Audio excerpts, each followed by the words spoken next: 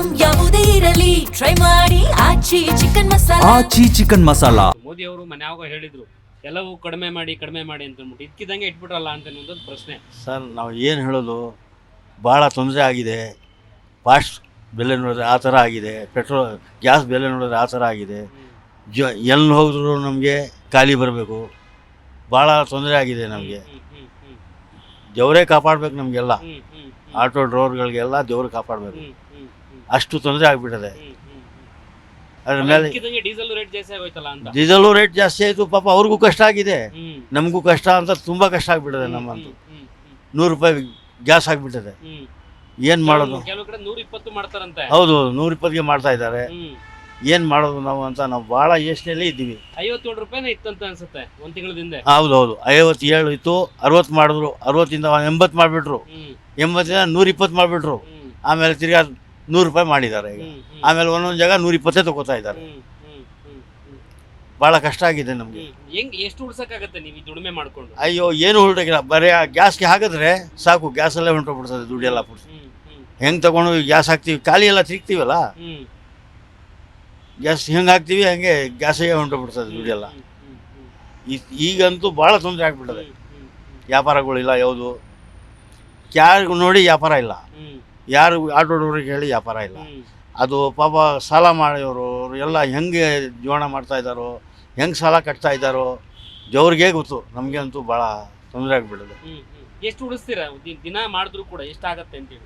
Sir 800 ರೂಪಾಯಿ ಮಾಡಿದ್ರೆ 500 ರೂಪಾಯಿ ಗ್ಯಾಸ್ಗೆ ಹೊಂಟೋಗ್ಬಿಡ್ತದೆ.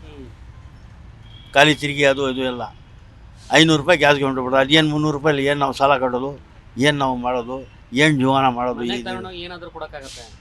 ಏನು ಕೊಡೋಕ್ಕಾಗಲ್ಲ ಸರ್, ಭಾಳ ತೊಂದರೆಯಲ್ಲಿ ಇದ್ದೀವಿ. ಆಟೋ ಡ್ರೈವರ್ಗೆಲ್ಲ ಭಾಳ ತೊಂದರೆಯಲ್ಲಿ ಇದ್ದಾರೆ. ಇನ್ನೇನು ಹೇಳೋದು ಸರ್ ನಾವು? ಮುಂದಿನ ದಿನಗಳಲ್ಲಿ ರೇಟ್ ಜಾಸ್ತಿ ಆದ್ರೆ ಕತೆ ಏನು ಅಂತ?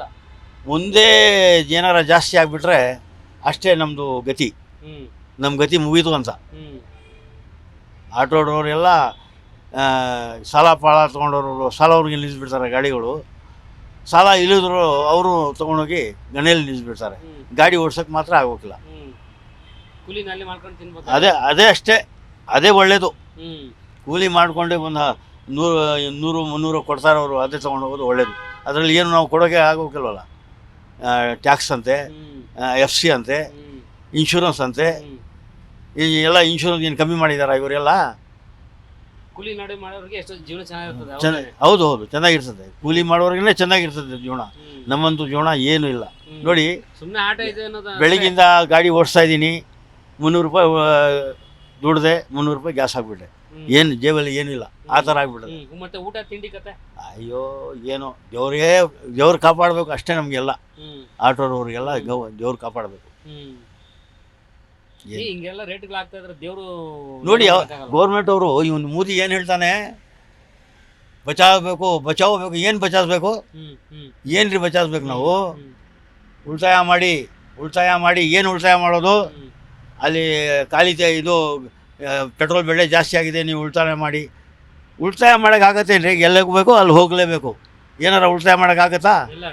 ಪ್ರೈವೇಟ್ ಗಾಡಿ ಆಗಲಿ, ಗಾಡಿ ತಿರ್ಸೋದು ಗಾಡಿ ಆಗಲಿ, ಟ್ಯಾಕ್ಸಿ ಆಗಲಿ, ಏನಾರ ಆಗಲಿ ಉಳಿತಾಯ ಮಾಡೋಕ್ಕೆ ಏನಾರು ಆಗತ್ತಾ?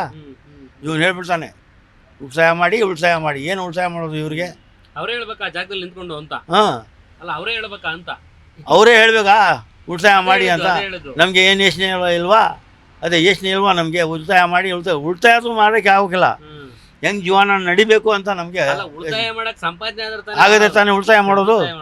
ಅದೇ ಸಂಪಾದನೆ ಆಗದೆ ತಾನೇ ಉಳಿತಾಯ ಮಾಡೋದು. ಸಂಪಾದನೆ ಇಲ್ಲ ಅಂದರೆ ಹೆಂಗೆ ಉಳಿತಾಯ ಮಾಡೋದು? ಅದು ನಮ್ಮ ಹೊಟ್ಟೆಗೇನೆ ಇಲ್ಲ ಅಂದರೆ ಉಳಿತಾಯ ಎಲ್ಲ ಮಾಡ್ತಿದೆ. ನಾವು 72 ವರ್ಷದಲ್ಲಿ ಗಾಡಿ ಓಡಿಸ್ತಾ ಇದ್ದೀವಿ. ನಮ್ಗೆ ಏನು ಕತೆ ಇದೆಯೋ, ನಮ್ಮ ಮನೆ ಕತೆ ಏನಿದೆಯೋ ಯಾರು ಗೊತ್ತು? ಮೋದಿಗೆ ಗೊತ್ತಾ? ಈ ನಮ್ಮ ಕರ್ನಾಟಕ ಮಿನಿಸ್ಟ್ರುಗಳು ಸಿದ್ದರಾಮಯ್ಯನಿಗೆ ಗೊತ್ತಾ? ಏನು ಯಾರು ಗೊತ್ತಿದೆ ಇವ್ರಿಗೆಲ್ಲ ಏನಿದೆ ಕತೆ ಅಂತ ಯಾರು ಗೊತ್ತಿದೆ? ನಮ್ಮ ಮನೆ ಏನು ಕತೆ ಇದೆ? 4 ಹೆಣ್ಮಕ್ಳು ನಮಗೆ, ಒಂದು ಗಂಡ್ಮಗನೂ ಕಮಾಸ್ತಾವನೆ. ಯಾರು ಕಮಾಸು ಸಾಲಕ್ಕಿಲ್ಲ. ಬಾಡಿಗೆ ಕಟ್ಟಬೇಕು, ಅದು ಕಟ್ಟಬೇಕು, ಇಟ್ಟು ಕಟ್ಟಬೇಕು. 4 ಜನ ದುಡಿದ್ರೂ ಅಷ್ಟು ಇದಾಗಿದೆ, ಸಾಲಕ್ಕಿಲ್ಲ ಯಾರಿಗೂ. ಸಾಲ ಮಾತ್ರ ತೀರ್ತಾ ಇಲ್ಲ. ತೀರ್ತಾ ಇಲ್ಲ. ಹಂಗೆ ಇದೆ, ತೀರ್ತಾ ಇಲ್ಲ. ಸಾಲ ತೀರ್ತಾ ಇಲ್ಲ. ಒಬ್ಬ ಮನುಷ್ಯನ ಆಡಳಿತ ಯಾರು ಮೋದಿ ಆಗ್ಬೋದು ನಮ್ಮ ಸಿದ್ದರಾಮಯ್ಯ ಆಗ್ಬೋದು ಸಾಲದಲ್ಲಿ ಇರ್ಬೇಕನ್ನುವಂಥದ್ದು ತೀರ್ಮಾನ ಮಾಡ್ಬಿಟ್ಟಿದ್ರ ಅಷ್ಟೇ ಏನು ಮಾಡೋಕೆ ಆಗೋಕ್ಕಿಲ್ಲ ಇವ್ರ ಕೈಲಿ. ಎಲ್ಲಿ ನೋಡಿದ್ರು ಯಾರ ಕೈಲಿ ಯಾರು ನನಗೆ ಅಂತ ಬೇರೆ ಆಟೋದವ್ರಿಗೂ ಕೇಳಿ, ಟ್ಯಾಕ್ಸಿಯವ್ರಿಗೆ ಕೇಳಿ, ಏನಾಗುತ್ತೆ ಅಂತ ಕೇಳಿ ಅವ್ರಿಗೆ. ನಮ್ಮಂತೂ ಬಿಡಿ ಬರೀ ಸಾಲ ಸಾಲ ಸಾಲ ಸಾಲ ಸಾಲ ಸಾಲ ಸಾಲ ಆ ಥರ ಆಗಿದೆ ಗತಿ.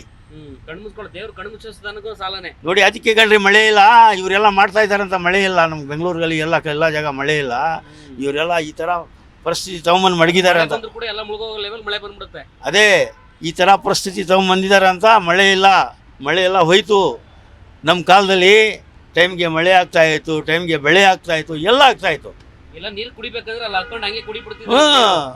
ಹಂಗೆ ಕುಡಿತಾ ಇದ್ದು. ಅದೇ ನಿಂತಿದ್ದ ಜಾಗ ನಾವು ಕೆರೆಯಲ್ಲಿ ಏನಪ್ಪ ತೊರೆಯಲ್ಲಿ ಏನೋ ಸ್ವಲ್ಪ ಇದು ಮಾಡಿ ನೀರು ಕುಡಿಬಿಡ್ತಾ ಇದ್ದು.